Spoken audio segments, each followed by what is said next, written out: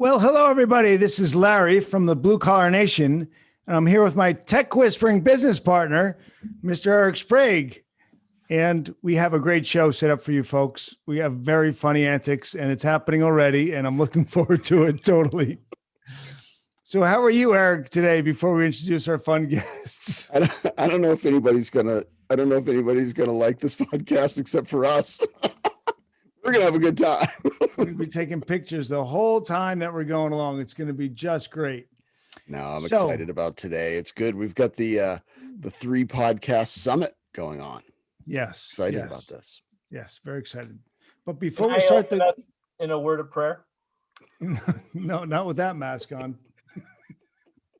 So the sponsor of this podcast today is Morning Tech Meeting. And Morning Tech Meeting is a soft skill training program for your technicians, so your technicians don't drive you crazy. And the Tech Whisperer, Mr. Eric Sprague, teaches personal development, in-home behavior, self-awareness skills, and upselling to your technicians so that you can have technicians that represent your business well and make you proud of your business and not worry about your technicians when they're in the field. First guy I'd start with, if we had a team, is John. Start right in on tech whispering. Yeah. So anyway, let's get to our guests. Speaking of John and Jarrett, we're very excited today. We have Jarrett Steer. Help me out. Steer. Yep, Jarrett Steer. S-T-E, not E-E-R, but it sounds like that. It's I-E-R. But yes. Yep, you got it. The whole Jarrett, name, the Jarrett with a G, the Steer with an I, it's all. There you go. So now we're all good with the spelling of your name. Jarrett has an amazing podcast, the GMS Podcast, and he is the owner of. It's not that great. We're going to get to you in a minute, John. It's really pretty pathetic. Oh, boy. He's the owner of GMS Power Distribution Manufacturer, which is a portable. They're not that great either. Yeah. No. They're really good, actually. Knockoffs. Knockoffs. These knockoffs are used all around the world. So just so you know, if you need some power distribution, your restoration company, go to GMS Podcast, GMS Power Distribution online, GMSDIFT.com. Jarrett. All right. Anyway, we got John here, the DYOJO, because he is definitely the DYOJO right now. John Isaacson, who is a restoration consultant, and he is the author of Be Intentional Culture, Be Intentional Estimating. He is a regular contributor at R&R Magazine for the International Intentional Restore. He has an article there every month.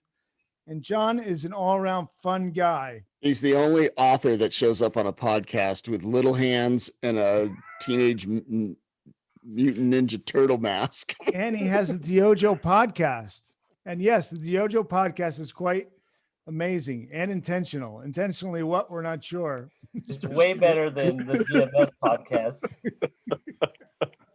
I did want to add, I've read John's books, and you can find those at any discount bookstore all over. They're real popular in Goodwill. Nope, it's a very good book. I've read it as well. The Intentional Estimator, which I've gifted a couple times as well to help new guys in the business, and it's very helpful. I got my copy in the trash can at a 7-Eleven. Well, you should at least use it to start a fire for some s'mores or something. S'mores at the beach. There you go. I bust out my coat hanger and I put everything on the end of the marshmallow there. So it's wonderful to have you guys today. This is going to be cool. We're going to have some fun. I didn't realize Jarrett was here. You didn't think he was going to come? John's upset that Jarrett got invited. A little bit of competition. I'll be quiet. I won't say anything. That's probably for the best. John's just sitting back there going, I know my podcast is the best of the 3 of these. No way. Well, you guys are up on 2 years, right? You just celebrated 2 years last week. Yeah. Yeah, congratulations, guys. Oh, thanks. I don't think people realize how much work this is. And the funny thing is that Larry and I don't even do it like you guys do it. You guys put way more effort into it than we do, I think. I don't know. I've never sent anyone an outline ever. So Oh, see, there you go. So we do something a little. Uh, Well, we- who we- knows if you it's guys, better? you guys are. We have a system that is true, but we don't edit. No editing. No, that's why we're gonna have you distribute the podcast, Jared, because you have good judgment when I'll editing. clean it up. You take out Eric's comments that are completely inappropriate. That is true. That's exactly what I do. I've never said I was perfect. Well, he Well, actually, I might have a couple times, but I've been on Jared's podcast too, and he just edits all the boring parts out, which is basically me talking. So it's just look at a long Him episode talking. of Jared talking to himself. like a 12-minute podcast with Jared's monologue. Yeah. Hi, John. Welcome to the show. Thanks for having you. Bye. Too funny. So going back to our outline, Mr. Sprague, what do we got going on here today? Why don't you take a host and take control of this situation? All right, I will. Well, guys, thanks so much for coming on. I just thought it'd be fun to get the 3 podcasts on the same show at the same time. And with that said, let's talk about podcasting. I mean, Larry and I, we started on a whim, man. We just got a hair across our butt, but it'd be cool to do a podcast. And, we didn't have any equipment. We didn't have any guests. Nobody knew who we were. And I was up in Utah and he was in California, and we'd just get on the mic and start talking. And we really believe, I mean, I joke about this all the time. I say it kind of tongue in cheek, but we really kind of didn't think anybody would ever listen. No, I did. We were doing it for ourselves because we thought, well, maybe if somebody hears it, it'll be helpful to them. Yeah. And obviously 2 years later, it's, grown a lot. So I'm curious, I'll start with you, Jarrett. What was your starting point and impetus to do it? And what were your expectations? And So Jared, hang on. Did you start with a little pencil mic in the beginning and then work up to the phallic symbol, big blue microphone like the rest of us? I did upgrade my equipment. I mean, there's some definite things you learn from those first couple of episodes. I know we started out, John, me and you actually were one of the first, and I had the mics that we had set on the table. Gentlemen, I'm number 5. So, Number 5. What episode were you guys? So we had those mics on the table, and you start to get comfortable, you'd relax, and then you'd pull away from the mic, and then I'd have to scoot in, talking to the mic, and it was this constant back and forth. And I had it happen a couple of times, and it was uncomfortable it's already uncomfortable, I think, for some people to just get on a podcast they've never been on before anyway. And then you have that, and you're trying to talking to the mic, and so I went with these headsets that I have now that have the mic right on them, and that way you just put it on, you can relax, you can move around, and the mic's right there for you. How long? So that was one of the things that we did. How long into What's it that? was? Well, how many had you done before you started really investing in equipment? Because you have nice equipment. I mean, Larry and I have seen it. I I've started seen with your the equipment. first. A lot of people have seen it. Spectacular equipment. No, I started with that right away when I decided. So kind of like deciding to do a podcast was just one more way. I always try to leverage as many opportunities as I can, and I knew that I traveled a lot. I knew that I met a lot of interesting people, and I have a unique space in this industry where we call it friends, but I'm friends with a lot of people. I'm friends with manufacturers and sales reps and distributors and restoration companies, educators, everybody, all these flood houses. And so I just thought, I'm already traveling, I'm already talking to people. How cool would it be to kind of highlight them and hear their stories and get to know them more. So really it was trying to leverage opportunity, but then also, on the marketing side, anytime I can get somebody to say GMS, that's part of the branding. And so if I have a GMS podcast, that's why we named it the GMS Podcast, because I just wanted people to say GMS one more time, and just to get that branding. So one, obviously this is marketing for me and getting it out there. But then two, just trying to leverage the opportunities that I had. That's how I got started. And when I started, anytime I start and do anything, I go all in. So I immediately decided I was going to do 6 months every single week, and then I would reassess. And I think I spent about $3,000 on equipment, and just like I said, when I go all in on it, I go all in, and let's go. And so that was when we started, and then I think we're just about a year and a half right now. We're over a year, but yeah, coming up on 2 years at the end in 2022. Man, that's great, man. No, you do an Yeah. awesome job. John, what about you when you started? What was that journey? So I'm the like? opposite John of just Jared. was like, wow, the GMS podcast is great. I want to do that. And then that's how the DYOJO started. Yeah. I also grew a beard. And Yeah, you want to be like Jarrett. yeah, 100%. I That's went basically all. home. That's all the DYOJO. It's GMS Podcast 2, aka DYOJO. You're the banquet of beers, and we're Wannabe. Yeah, go ahead, John. As soon as Jarrett and I got done with episode number 5 of the GMS podcast, I called my mom and I said, "Mom, I know what I want to do with my life," and I launched it. But no, I honestly saw your guys' podcast, the Blue Collar Nation podcast, and something He said, "I can do it better than that." No, because you, I think you guys have done a really good job of being a lot broader, right? You're not. Well, we're not an industry-specific, industry-specific you're trades. podcast. We're a trades podcast, so Yep. it's a little different. Well, and I know it didn't quite pan out, or it was a lot more work than maybe you anticipated. But the radio station where you're trying to combine, all the podcasts together. I thought that was a real cool effort. I wanted to do that. Still in the works. You just have to get The to it. amount of work was a ton, but John, the hardest part was it's hard to get enough guys to send in content to keep 24/7, 365 going. And it was like really it was becoming a lot of work. Yeah. And I was like, it's not worth it. And that's, I think, we have tried to do that with each other, but, just if you like podcasts and you like quality, continue to promote, share, like things. It really does help, subscribe to people's YouTube pages, the Anchor, all of that, and leave the reviews. The reviews is what helps elevate a podcast in the when people are searching.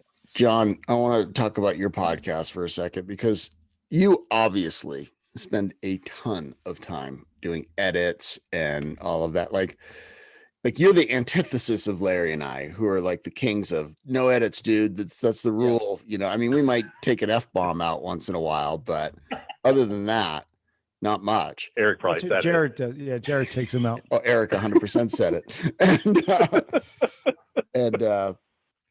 So, how long does that take you?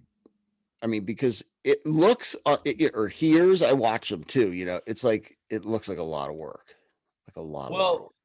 So from you guys, I learned to try to industry specific, but also talk about broad topics, right?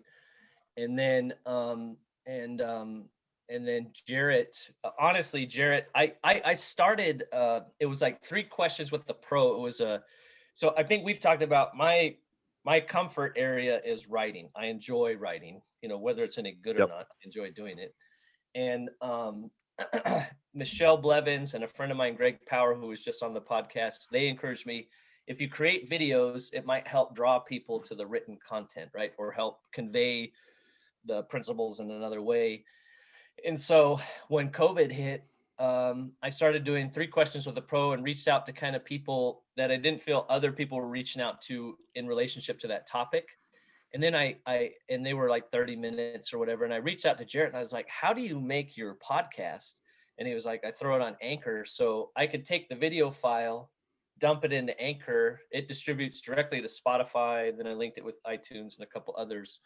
And so, Jarrett really did help, get that launched. And you said you're the antithesis with editing.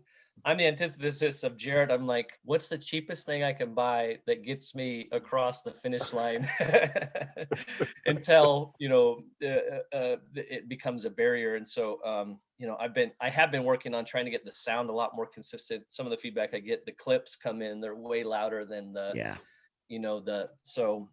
trying to work on that. But editing does take a crap ton of time. Yeah. So that's what last season. How much is a crap ton? It's slightly more than a shit ton. Or slightly less. I don't. It could take 4 to 6 hours. Wow. Plus, but I don't know. I guess I try to create the podcast I would want to listen to, and so sometimes that gets labor intensive. I'm pretty eclectic, so and that comes across obviously on the podcast.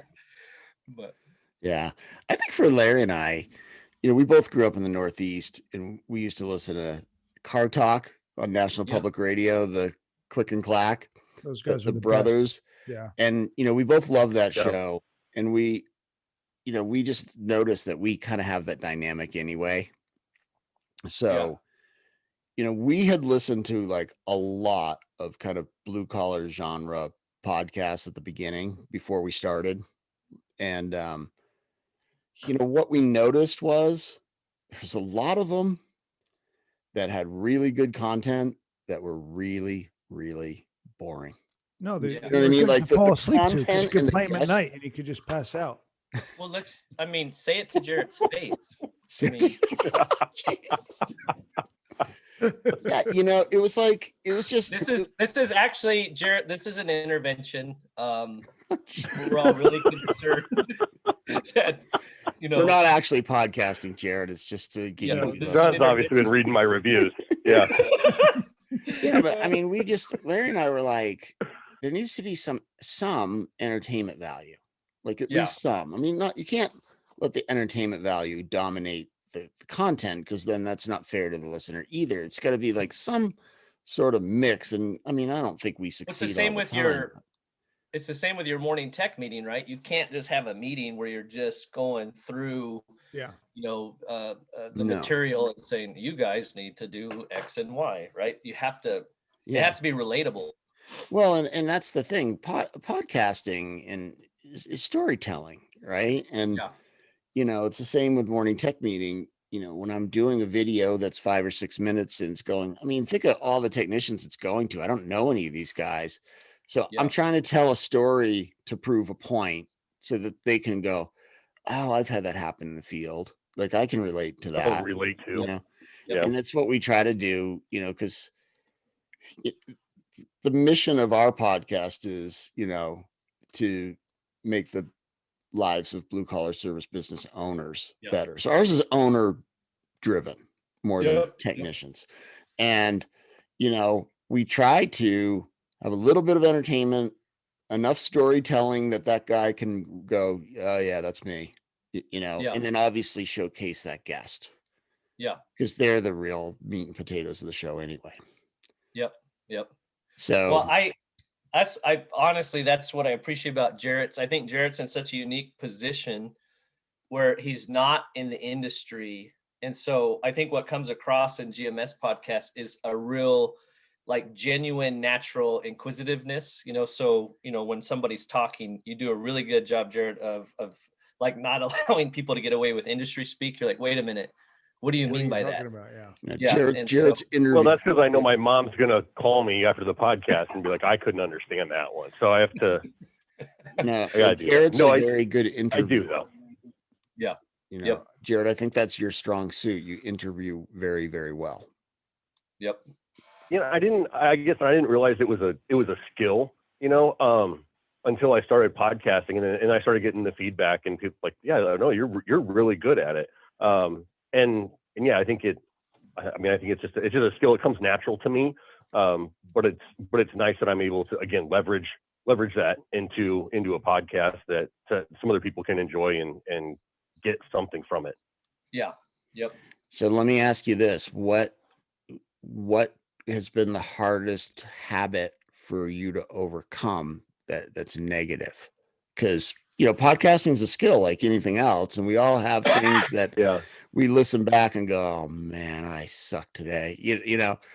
So what's like, I know what it is for me. I know what it is for Larry. Like what it is it for you guys that like, you're like, man, I struggle with this. I guess the one thing that, so I early on, I don't remember what guest it was, but I tried to on my podcast, like we literally like, I'm just going to push record. We're going to start, and you trust me that I can carry this conversation, and I'm going to make it interesting. All you got to do is answer questions. And I always tell my guests, the reason you're on my show is because I want you to look good. So I just want you to relax. And we're just going to get started, and we're just going to have a conversation. One time when I did that, like the conversation bombed. Like it was a struggle for me to keep it going. And so I got done with that one. And like I said, this is early. This is within the first 10. And I think we have almost 70 now, but inside the first 10. So then the next one, I was like, I am going to do an outline, and I am going to get have questions made up. And then when we did that, and then it just sounded so artificial. And then I listened to that, and I'm like, okay, no, I don't like that either. And then I went back to, we just talking. I write that first one up to, it was just new and not enough experience. And I don't think I've had one since that went like that. But for me, when I did do the questions and had them wrote out ahead of time, that was when that did not sound genuine to me when I listened back to it. Right. At all. So I think that's one of the struggles, because a lot of guests do like to get like, well, what are we going to talk about? What questions are you going to ask? I'm like, dude, I don't know. Because if I tell you, would get then it's not going to sound like the way I want it to sound. That's why that's probably one. I do the bullet point outline to just keep people on track. But I always tell them in the pre-interview, like, hey, look, this is just like me, you, and Larry standing in the back of our shop shooting the shit. The bullet points are just there to keep us on track. And if we don't use them, it's cool, but it's like a backup plan, Yep. And, for the most part that works, but we've had people come on and freeze. Like I've had people that, cause I generally do a pre-podcast Zoom call, 10 or 15 minutes. I've had people come on that thing and be all good. And then they get on and hits record and they are just frozen. And all of a sudden a very interesting person became extremely boring. With like nervous. So they're nervous. They're not sure what to do. And they're, it's just different. And afterwards and then the personality comes back on. We need to start tricking people sometimes and, it's not recording yet, and just have a conversation. And sometimes that conversation before the button hits play is much more, or record is much more interesting. So, Well, the other part too, I agree. Sometimes what maybe made somebody successful or intriguing, they don't always like self-analyze, right? So like you may be asking them, it appears you do this really well, and then they haven't really thought about it. It's just something they do. So explaining it, like I say, what some of the best performers aren't the greatest coaches because they just do it, right? And then but some of the guys you bring on are really good. Like we had Mike McAllowitz, and we had him for 15 minutes, and he knew exactly what he was going to say from beginning he's to a pro. End. Yeah. And I was like, wow. We didn't He's have been to on say TV, anything. Larry, radio. I mean, that guy's a seasoned professional. I mean, he just like that was like we got an hour's worth of podcasting in with him in like 15 minutes. I mean, he just was like boom, boom, boom, boom, boom. Larry and I are just sitting there looking at each other going, I don't think we have to do anything. hit record and then say thank you. And it was all great information too, which was really cool. John, back to the original question though, like what do you think is the thing that is your weak point or makes you cringe or like you're working on? I think technical standpoint, where I brought up kind of the sound, like getting the sound dialed in, especially when you're merging clips recorded at different times on different devices. That's a technical thing. And then can I make a suggestion? Yes, sir. Better masks. Way better masks. For those who are listening, John, Larry, why? Here comes Larry? Dude, what is wrong with you? I had to instigate it. His little hands. Anybody listening on iTunes should go to the YouTube page. Go to our YouTube page because this is probably better watched than listened to. It looks like a koala bear Grinch mask, and then he's got the little hands. I'm just trying to help the listeners. Yeah, Yeah. polka dotted eyes. It's ridiculous, is what it is. It's like the Grinch meets Chucky. I've got old videos where I was doing like crock pot recipes wearing this mask. So, I mean, that you can dive in. But the other semi-technical thing, this might affect the audio. Speaking of audio, the other semi-technical thing is merging the videos. When I first started, I was using the videos. I have to shout out Water Damage Daily from Instagram. They do really funny memes, relevant to the industry. And so I asked him, what do you use? And it's this program called VidSpace or something like that.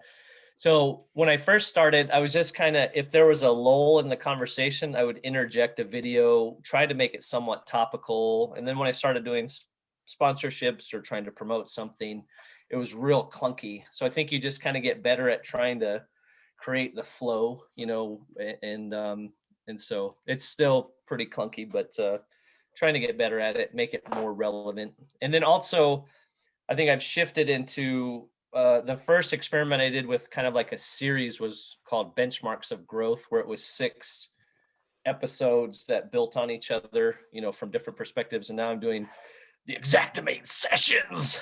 And so that'll probably be like 10 or 12 episodes on that topic. And so I think it's just a lot of it's like finding the personal thing that I need to do and remember is to finish a friggin' thought.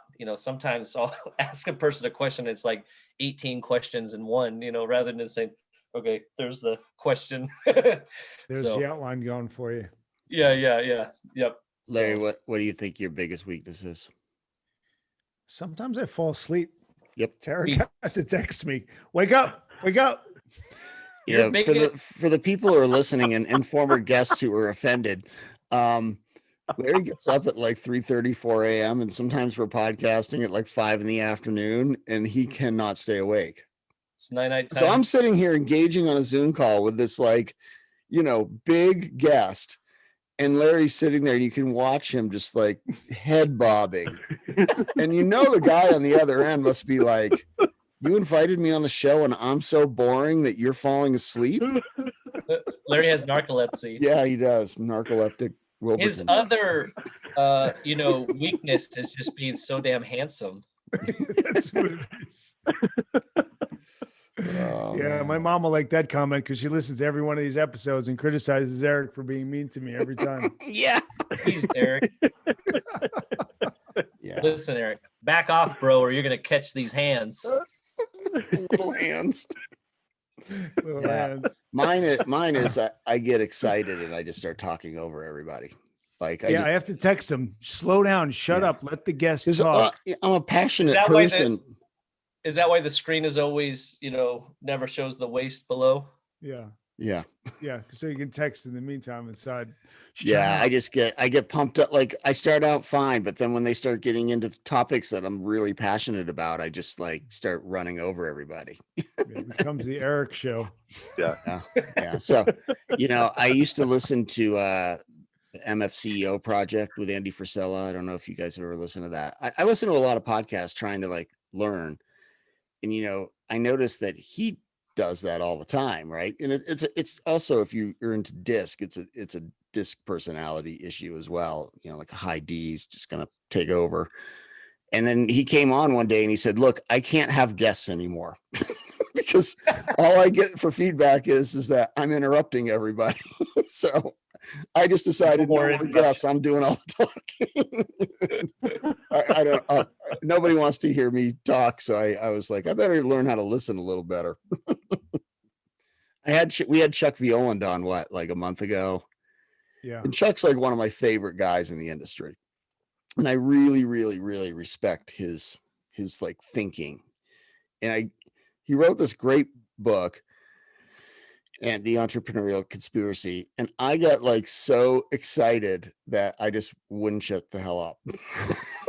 Like anybody wants to listen to me, like we got Chuck on. You're texting him, shut up, let Chuck talk. Let him talk. So yeah, I've been working on it. I think I had in 2 years I'm slightly better. Oh, sorry, guys. What in the world is he doing? Yeah, John got bored of me talking, so he passed out. Oh, sleep. Fell asleep. Yeah, well, that's how it goes. Oh, well, I have a question for you guys with your podcast. What I mean, I think everybody can agree when we all started, really no or low expectations. I know I didn't. I was just like, I'm going to try it and we'll see what happens. What is something that has happened that's come from the podcast that you didn't expect, or something that something that's This isn't your show. Yeah. Yeah, no, it's our show, John. We're sharing. Share. Learn John. to share, dude. I still have questions. Well, quick shout out, Eric. You mentioned Chuck Bioland. Michelle Blevins, who just moved to CNR magazine, just started her podcast today in restoration, and she had Chuck Bioland on. Yeah, I really thought he had a lot of good things to say, and Yeah. I definitely, Chuck's sharp. you guys bring in heavy hitters, and I always appreciate. Well, I think that's part of the answer I was going to answer to Jarrett is what we didn't expect. I didn't expect or even think about how many, how many friends you make. You make so many friends Yeah. that, and it's almost any time you talk to somebody for an hour, you're kind of a friend forever after that. Yeah. It's intimate Yeah. because you're talking about, what they're passionate about. And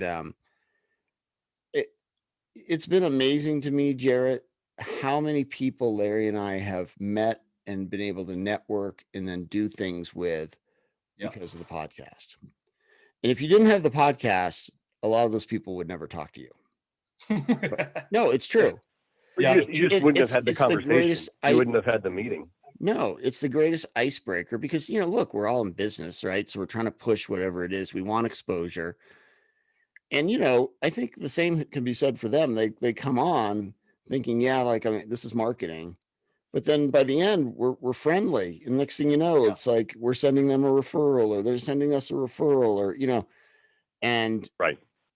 we have had some pretty big guests on, like people that I never thought would, like a guy like Mike McAllowitz, like that was just a wing and a prayer. Like, hey, you want to come on? And he's pushing a book. And, I dropped Sean Van Dyke. Right time, right place. Sean Van Dyke wrote Profit First for Contractors with McAllowitz. So he had already been on the show. So boom, there he is. I mean, it's just, And we're like great friends with Al Levy right now. And we hang out with him. We go visit him in Phoenix and we talk to him all the time and we share all kinds of stuff, which is really cool. And it makes a big difference. We got to get Ellen back on. Do you guys have Ellen Rohr on your podcast ever? Mm-mm. She's out. Ellen's in Who is plumbing. it? Ellen Ellen Rohr. Rohr. She's in plumbing. She's got so much energy Mm. and she's fun and she's cool. Well, What about you, John? initially the idea for the podcast, to make it a podcast, a company I was working with, they're having trouble reaching out to certain industry partners.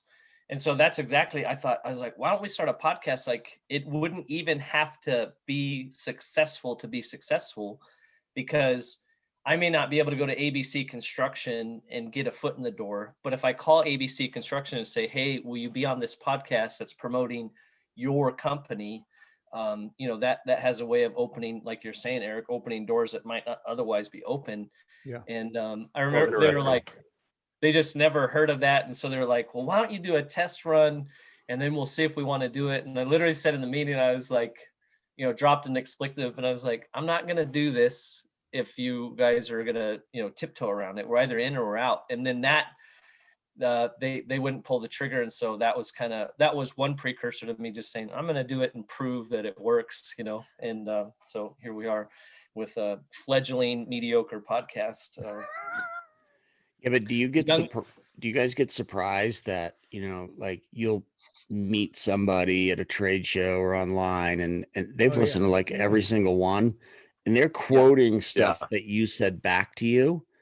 And you're just thinking, I don't remember saying that. It's true. What you just said did happen, but I don't ever remember talking about it, because think about it. You do it for a couple of years and they're all an hour. That's 110 hours of talking. You don't remember what you say. That's Right. never I can't be happened. responsible for what I say. Yeah. It's Yeah. never And happened to me. I know I usually, if I jump into somebody's class or something, like I was just at Chuck DeWald's and do a little electrical presentation there. But I usually start out like, does anybody know me, know who I am, know about our products? Because I kind of want to gauge the room, see how deep I need to go into a backstory, see how much information I need to get out the product. And then now I've been throwing in, does anybody know that I have a podcast? And it's interesting, like, I'll say, does anybody know I have a podcast? Like half the room raises their hand. You're like, oh, Yeah. wow. Yeah. Okay. But then you follow it up with who's listened to it. And one person's like, oh, I've listened. Well. Yeah. You So don't I want to think ask, did you I think like that's it? always surprising, though. Yeah. I think that's always surprising. Like you were saying, or at the trade show, somebody comes up and, oh, this one was really good. It helped me out here. And you're just like, oh, I don't even, like you were like, I don't even remember having that conversation, but I'm glad it helped you. Cool. It's fun. It's interesting to see the kind of the feedback you get, and it comes from unexpected places. Yeah. It is funny, because I do, not only that, but I'm doing the video lessons. So, people feel like they know you if they listen to a podcast, right? Because Yep. you're talking for hours and they're listening. So they feel like they know you personally. Well, it's the same with morning tech meeting videos. Like if technicians are watching those videos every single day, they feel like they know me, and we were getting some testimonials, and this technician from a company that's a client of ours. So, this kid, he's young, he's like 22 or 23, and he's seeing me 5 days a week, every day. Yeah. And then, so I had him do the video, we're just shooting it on my iPhone, and he's like, you're pretty cool for a guy on TV. Thinking, dude, I'm not on TV. Larry sends you an email with a video that I shot on my iPhone. Yeah.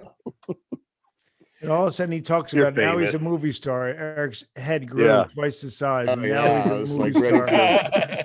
I told Larry we needed to get a billboard out on the strip in Vegas. It'd be more of like a target.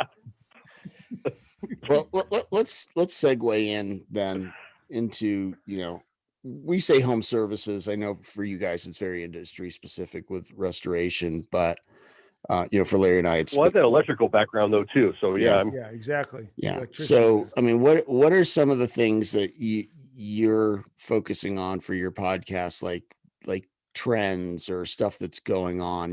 Like for Larry and I, it's always the owner, like, what are you missing that you can make a better life? But like, what are you guys focusing on? Like labor shortages, or like, I mean, do you have things that you're sitting there like, we need to podcast on these topics? John, you want to go first? I was just joking. I'm going to go. Oh, go ahead, John. Excuse me, can we hit the mute button on this guy? I mean, it's gone on long enough. This has gone Goodness, long you don't enough. have that access. You want to catch his hands? I do. Oh, I got somebody at the door. I'll be right back. Oh, John, it's your That shot. was- Go. That was the doorbell. Now's your chance. You got a doorbell in the middle of the podcast. at least, actually, I sent him a DoorDash just to get him away from the podcast. Jeez. I mean, the guy's dragging us down. That's a great idea. I focus recent. Well, I do think kind of, obviously I work 9 to 5. I'm still in the industry. And as of late, the last couple of stops I've made have been startups or people transitioning into restoration. And so that's been a lot of fun, helping people. So, John, let me ask you, what companies transition to restoration? Is it carpet cleaners? Is it plumbers? Is it HVAC guys? One was a construction company that did Construction property company. Okay. management, and then they had gotten a few. Okay, so a lot of people bash on Xactimate, but at the same time, a lot of contractors don't know how to price anything. And so a new contractor coming into even just construction, Xactimate is standardized pricing that's based on quantities. It's objective, whether it's accurate or not, it is objective. So it's a great way to test, rather than just shooting from the hip. Because so with one particular company, they called because the insurance company rejected their estimate. And so I said, get an email from them that says, if we write this in Xactimate, they will approve it, because I can almost tell you it's going to be 30% higher than what you bid. And so sure enough, it was almost double. but it was legitimate line items. There was literally like no fluff. It was all legitimate line items based on the data they had. And then the adjuster's like, what the hell? Why is it so much more expensive? It's like, no, we gave you, fair market pricing that we were comfortable with. You asked us to put it in this program. So you need to honor, what's legitimate based on your own program. And that's not so much that Xactimate can make you that much more money. It's just, I think it shows that a lot of contractors don't know how to just don't know how to bill and price. Yep, Yeah, exactly. So did you get your DoorDash? I guess, yeah. All good over here. Yep. Was it beard oil? Yeah, he's lubing up right The now. whole case of it. Yeah. Okay, Had beard to oil. sign for it. Yeah. Jarrett's been sweating that that's going to be the next shortage, with supply and demand. Gotta get my beard oil. So we've been, I think, focusing more on topics relevant to either startups or people transitioning into insurance restoration. And then I've always had a soft spot for, restoration professionals that want to advance their career and just keep hitting the wall or don't really know where to start or how to present themselves. And so that's kind of been our focus. So, Jarrett, what about you? Trends, types of people that you know want what to kind show? of? Yeah, kind of what I like to do. Wait, I wasn't done. I don't know. Yeah, you were. You were done. No, I think for me, it goes back to just spotlighting people. I want to see what makes people successful. I want to see what makes them happy in their job or in their work or in their personal life. I want to see, and those are the kind of questions that I want to ask. I want to see if, how they're doing it. Are they reading books? Are they watching videos? Are they have other education? Are they, do they have a mentor? Do they have a coach?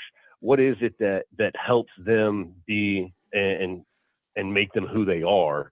And I think by doing that, I think that with listening to somebody else, a lot of people can find some similarities, like, I was going through that too. Maybe I should, try what this person's doing.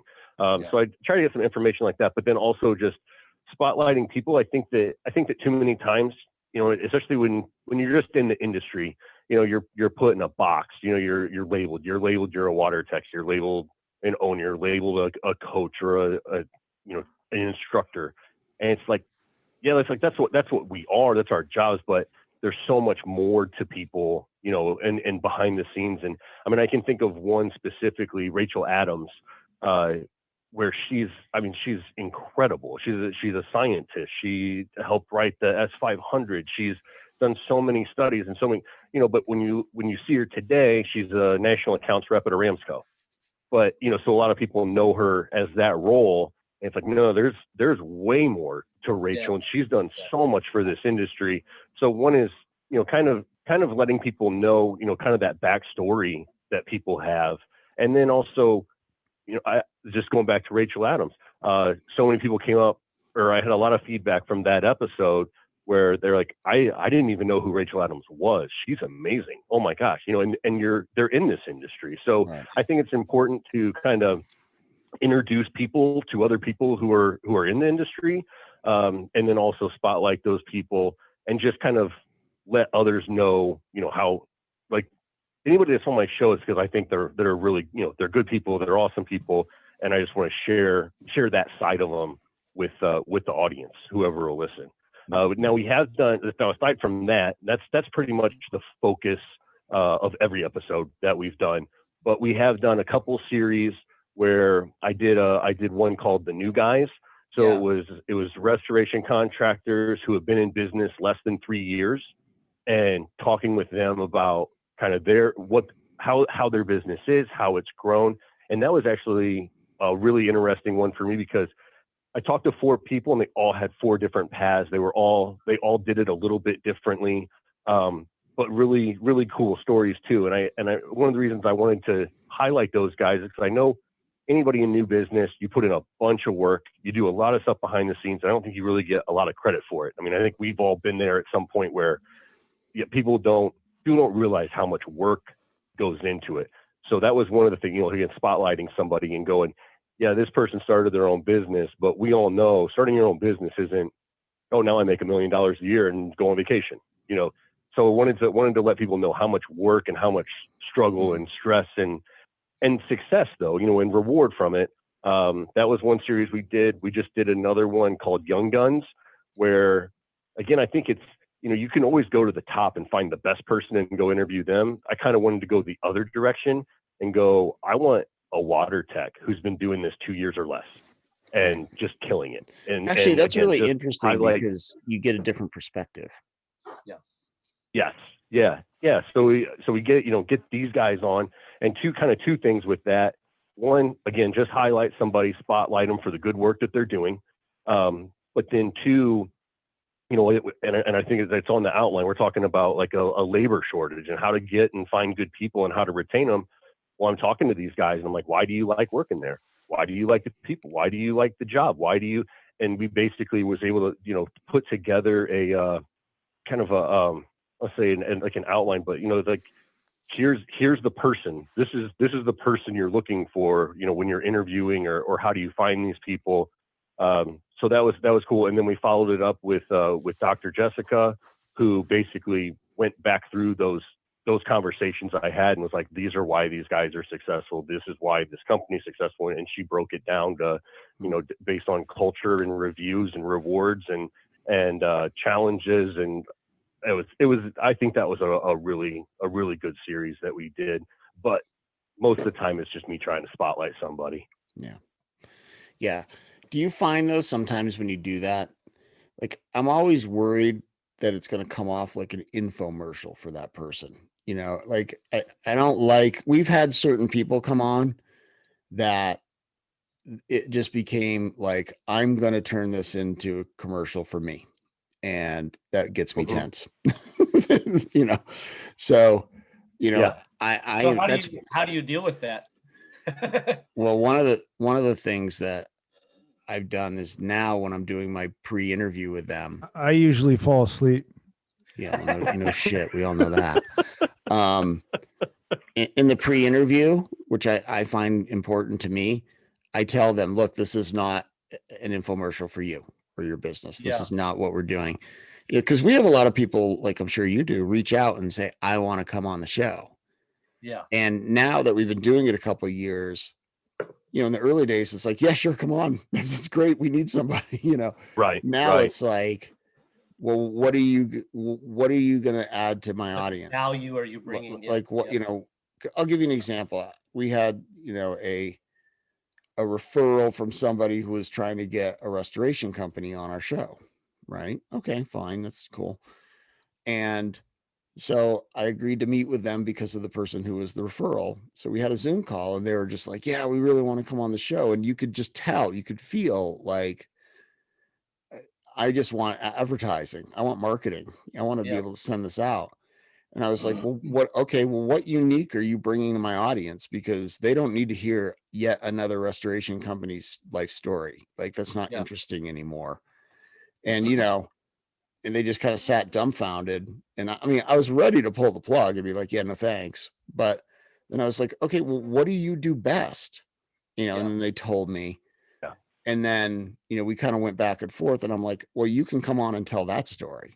That's valuable to the community. Like we've never had anybody on that's doing what it is that you're doing. But I think that's one of the things, John, that I've done is I'm getting pickier and pickier about who the guest is and what we're going to talk about. Yeah. Which is why I had to talk him into letting you guys come on. Yeah. Thank you, Larry. My pleasure. Well, and the thing is too, is like I listen to, some podcasts where I listen to a few podcasts where it's almost like the buddy podcast, right? Where there's a podcast host, but then he keeps having, industry friends on and they're doing kind of what we're doing today. And or they're trying to set up the infomercial for their services, by bringing in like, yes, people that are like, you've helped me so much. And it's I know what you're saying. I don't even mean that. I'm just like, these podcasts are great because you've got guys that have personality and they're kind of friends and like, it makes you want to listen, which is the only reason I invited you to. Yeah. We knew we'd get some masks and some Yeah. vulgar But I think conversation. I think we're gonna do more. Like we've been doing some of that too. Like we've been bringing on just friends, like Bruce DeLoach and Bill Yaden comes on, does the book review. With Bruce, we'll get Bruce, maybe somebody else, and we'll just say, okay, we're going to talk about this one topic this week, right? And it's almost Yeah. like a panel discussion, because how many times can you hear, okay, we're going to have Al Levy on, who's amazing, right? But it's like we can only do like so many one-to-one interviews, and I think it gets boring for people. Like we got to keep mixing. That's the thing. I'm like, I got to keep mixing it up to get certain listeners to want to just keep staying. His latest idea is we did a masculine episode. Now he wants to do a feminine episode. And we were going to turn this one into that, but I don't know if you guys qualify. Well, that's really, no, there's an interesting story. Yeah, I'm going to kill you later. I let the cat out of the bag. Sorry, man. I'll edit that out, Larry. Yeah. I called Bruce DeLoach one night. I was in a parking lot and I was like, hey, Bruce, I have this crazy idea. I want to talk about masculinity in the trades. I said, I'm kind of getting, stagnant because we see, it feels like Larry and I are doing the same show over and over, with a different guest. I felt that killing too. Me. So, and Bruce is like, yeah, I'll come on and talk about masculinity in the trades. So, and I said to Bruce, I'm like, I think I'm going to lose my whole audience. They're going to be like, what in the world is Eric doing? Like, what is wrong with these guys? And I was really apprehensive to do it because it was like going into huggy feely territory, right? Oh, I see. It's our number one listened podcast. Yeah. Nobody else, no other episode has more downloads than that. The masculinity one. I mean, it's crazy. Like, I don't even. So, I mean, I guess it shows you sometimes you just got to do what you think is interesting and hope that people resonate with it. Well, what made you think to address that topic, and how did you? Oh my gosh, because that's how what many we deal times with all the time. We deal with it all the time. Like, how many times owners have testosterone going through their bone? They're throwing wrenches at guys, and I mean, it's better now, but that's just tradition. That every plumber's getting a wrench thrown at him, an HVAC guy gets thrown out of a window, and carpet cleaner gets sucked up through the machine. I mean, it gets a little aggressive. Well, yeah, that's the. You sucked up one of our guys in the machine. God, I never told you that. Must have been a small guy. It was no call, no show. Yeah. Yeah, I don't know, John. I mean, I don't really know. I just like you, I'm eclectic in what I like to listen to or read or talk about. And I don't know, I just found it interesting because I think one of the things we talk about labor shortages, and when we were on Josh Zolan's Blue is the New White podcast, and we were talking about how like millennials and Generation Z, they're not down with like getting the pipe wrench thrown at them or getting called a moron or, whatever. That's all, historically masculine, hyper masculine behavior. Yeah. And it's hurting our ability. It's not good marketing for the trades. It's not good marketing for the trades. Yeah. Thank you, Larry. Yeah. And so I was like, well, let's address that, So I think we're going to do more topic stuff too.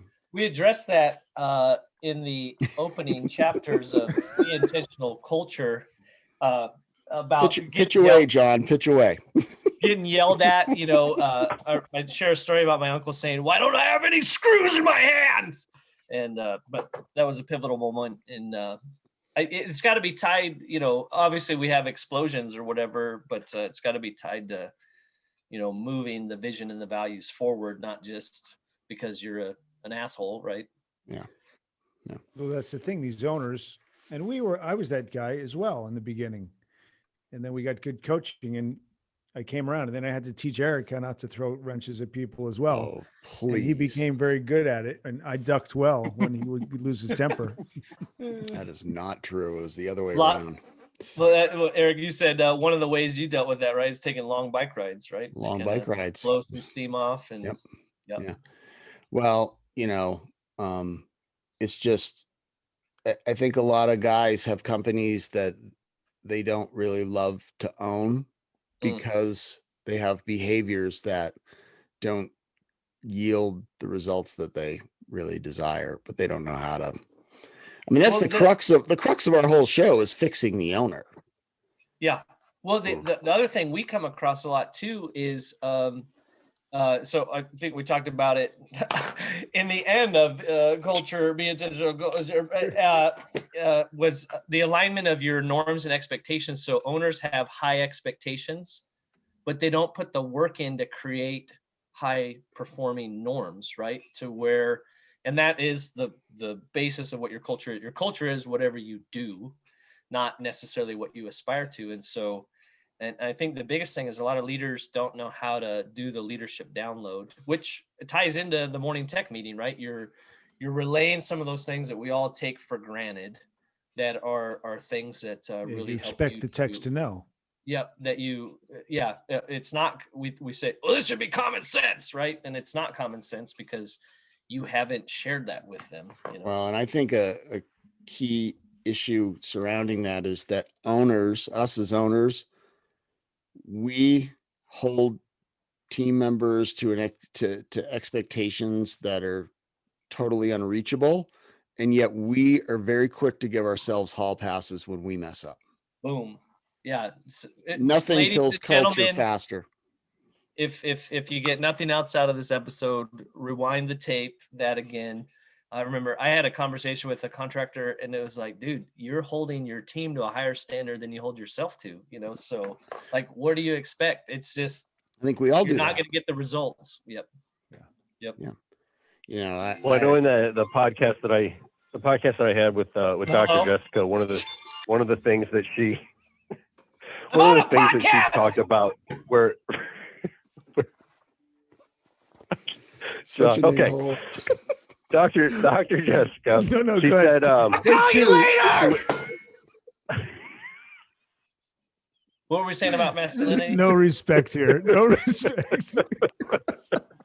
I don't know. Jared's talking about something again. Okay. Yeah. All right, bye. Oh, wait. Okay. No, the way that she described culture was the employee experience. And she said, we spend so much time in our businesses talking about our customer experience and putting those processes and procedures in place. But how many have really put all the processes and procedures in place for our employee experience? And then talking about, holding to a higher standard than yourself. The second thing is trust. And by putting those processes and procedures in for an employee experience, you're building trust with your guys or girls, your team members. And she said, those are the, you want to define culture as the employee experience. So many people want to think, and I used to think it too, like culture's the maybe the barbecue or the picnic that we're going to have, or we're, And she said, all of those like team building exercises, but if you don't have a base to build on, your team just comes together and it just turns into a complaint session about the leadership. Yeah. And you're going backwards. So until you get that employee experience, and I keep saying it because it really made sense to me when I heard it explained that way. Until you have that figured out, you can't build a team until your team can trust you and they have those processes, procedures in place. Yeah, I listened to that podcast. It was good. Go ahead. I'm sorry, John. So anyway, what you're saying, you have to market to your team just as much as you market to your clients, is what she was saying as well. And I was like, yeah, that is so cool. Yep. And it was a really good episode. So well, that's John, what I'm sorry. You had to get off the phone real quick. What? Hello? You guys brought that up when we talked. I don't remember if it was on your podcast or mine, but exactly that, and that's I think you said that, Larry, marketing to your team in the same manner that you market to your clients, because if those aren't in alignment, then, what you're out selling isn't what's being produced. The values aren't the same, and it won't happen by accident. You have to be intentional with it. Oh, intentional. Good word. Imagine that. What Jarrett was talking about with having the barbecue or the little, get together or whatever once in a blue moon, those ring so hollow when you're not living it every day at the shop. you know, they're just sitting there going, these bullshit guys are doing another barbecue trying to make us happy. Like, that's not what makes me happy. Butter us up. You know, Yep. you know, we did, you know, obviously we had a daily meeting, you know, and that's when we loved on our guys. Yeah. Daily, every day, you know. So when we did have a barbecue, they knew it was because we wanted to, not because Hang It's out. real. Yeah. Yeah. you Sharing know, with them, hanging out with them, breaking bread with them. You got a cough button, you know. There you go. Oh, good job. And those symbols coming off of your hand are quite entertaining. all right. Help me Well, out, let's- John. Hit him with your little hands. You want to catch these hands? Dude, those are the creepiest things ever. That's how he's moving them around. My daughter, I should have grabbed him. My daughter has these ones that go on your fingers, so you can have like 5 hands on, you know. and- Yeah. It's a podcast anyway. Let's segue into. I would like to talk about the Experience trade show real quick. You know, we've got a lot going on. I know, John, you're not going to be there, which super bums me out because that would have been awesome to have all of us there. Oh, John's not going? Yeah, you can come now.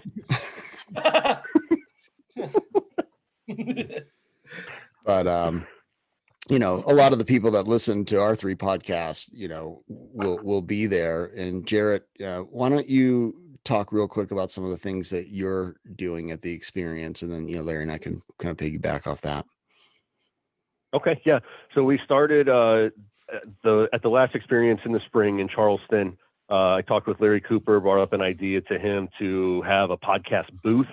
Actually, just set up a booth, run podcasts out of it during the show, and we were interviewing other vendors that were in the show, bringing them into the booth and interviewing them during the show. Kind of ran that idea past him, and he was open to try it because I hadn't seen, you know, no one's done that yet before. So we tried it, and man, I can't believe the positive feedback we got from everyone. From the people attending the show thought it was cool. The people that we interviewed thought it was cool. There was a lot of talk about it and a lot of hype. And then after the show, we were able to put those conversations out into a podcast for other people to listen to, and, you know, got good feedback from there too.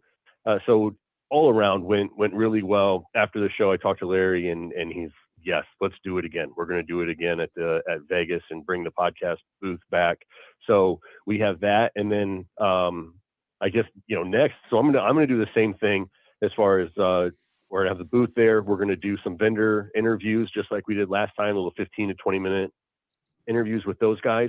But then also, you know, open the booth up to sharing it with you. Now I don't know what you guys have plans, so I guess, you know, you're up next. But yeah, we're gonna do the podcast booth again, and we're thinking of doing, we don't have an actual name, but, you know, Howard Partridge calls it Waste Tank, and we were calling it the Shit Show. We want to get guys in to talk about the craziest stories they've ever had from the field. Like, just like, you know, nice. because the best part of hanging out with guys who work in the trades is the stories, because they've seen and done everything. So we're going to do something where we're trying to get technicians, we're trying to get owners, we're trying to get vendors. It doesn't matter. Like, we want to Just get can't them to make it come up. in and tell that, yeah, I can't make that story where everybody goes, man, you can't make that up.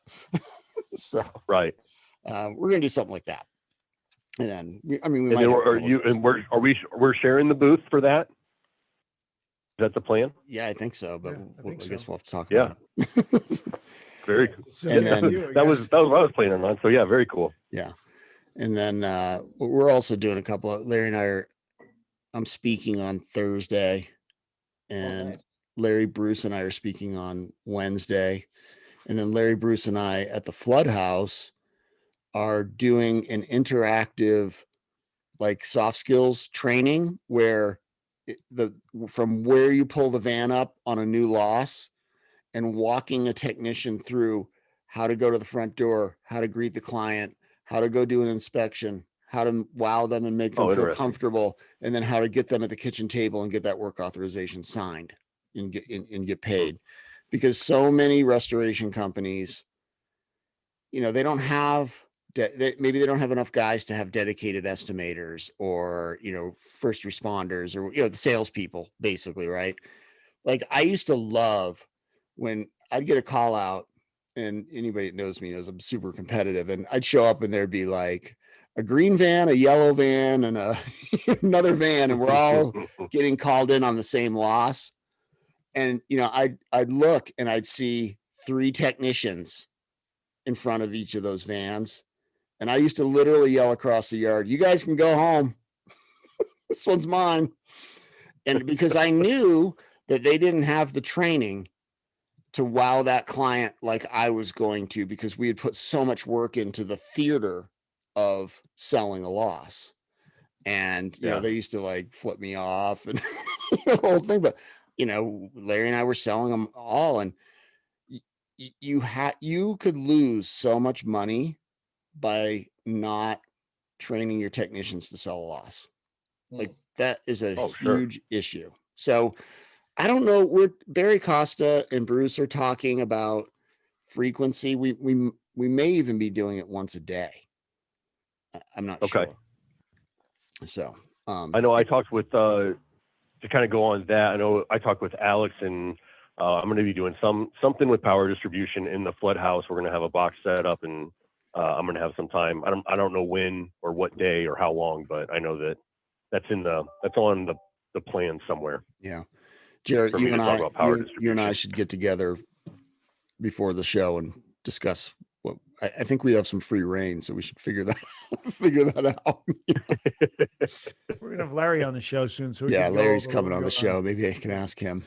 Larry Cooper is going to totally get it figured out. Yeah. So for anybody that's listening, that's September 8, 9, and 10 at the Paris. Is it the Paris? Yep, Paris in Las Vegas. Yeah, it's a great show. And then I just talked to Larry. He said this is I think the biggest show they've had so far. More booth spaces. And he said a lot of new vendors are going to be there this year. So that's exciting. Yeah, it's cool. All right. Well, we've been going. The house is getting bigger. And go ahead. And then the cage. All right. Well, we're pushing an hour 20. So let's go around the horn and tell everybody like what's coming up on your podcasts in the future. Like, is there anything like special events or special guests or anything that you want to talk about?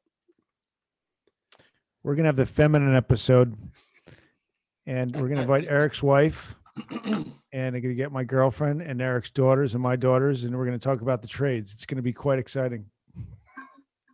You should reach out to Katie Smith, who just won the Women in Restoration and is the incoming president for Restoration Industry Association. So, she's great. Yeah. And Michelle does a lot for the industry too, right? Michelle Blevins. There you go. Man, on that topic, I got to say, especially to owners and other technicians, we've had girls on our team that have blown the boys out of the water, as far as like their work ethic and, getting after it. So, it behooves, I'm sure you guys experience that in your restoration company, but there's a lot of kick-ass women in the trades that not just are great as women, but just great all around and perform on every metric. So. Yeah, 100%. So John, DYOJO, what's coming up in the future? Pending a FCC violation, we will continue the show in its current format. We were hoping for more. More violations? Better. Yes, violations are better. Please. The DYOJO Podcast. So we're working on a series called the Exactimate Sessions, everybody's favorite topic. And so we're going through various, guests and, blah, blah, blah, blah, blah. Talking so would about that be like are you doing that still as like a once a week deal? And there'll be like 12 weeks of that. Okay. Yep. And I'm going to interject. I'm reaching out to a couple people working on some episodes that'll kind of break it up. So it's not all Exactimate all the time, but. No. Jarrett, what about you? I don't really have anything special. We just came off of that Young Gun series. That was one that I did put a lot of time into, and actually trying to create real content instead of just having a conversation and recording it. So we did just come off of that. Really coming up. If you've listened to my podcast, I'm a big hunter. I love hunting. So we're getting into September. We're getting into October. I'll have a couple of guests on. I know Gary Blakeney is planning on coming on, which he's a restoration contractor just outside Cleveland, but big hunter.